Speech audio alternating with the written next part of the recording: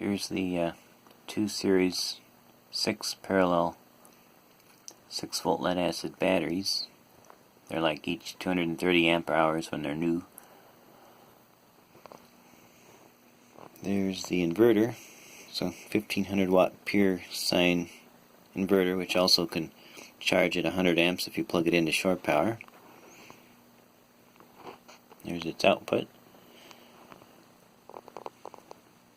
There's the control panel for the inverter. There's the 2 solar charger controllers.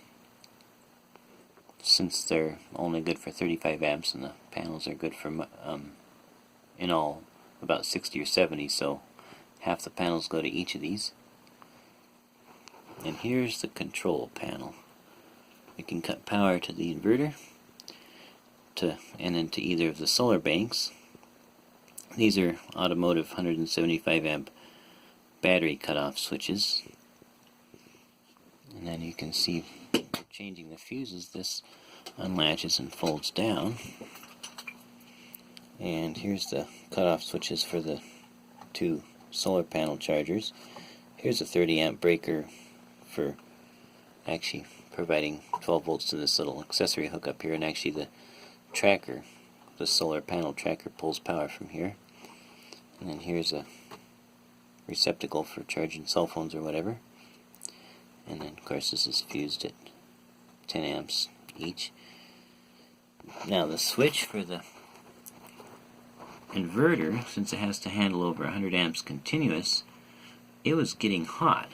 So the 1-aught cable back here actually provides sufficient heat sinking to this terminal, but this terminal, which was just going to this fuse, was getting too hot, and the fuse wastes a few watts too at 100 amps, and so the switch wastes a few watts, and so together they were getting real hot. So we made this heat sink system here that keeps the fuse cool and keeps the switch cool at 100 amps.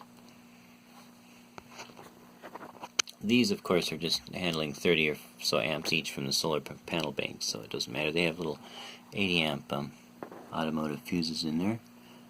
Of course, the inverter, it has a 250 amp automotive fuse. It's all 12 volt here.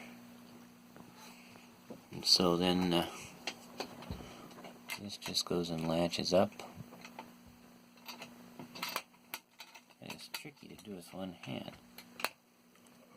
There. Here on the other side also.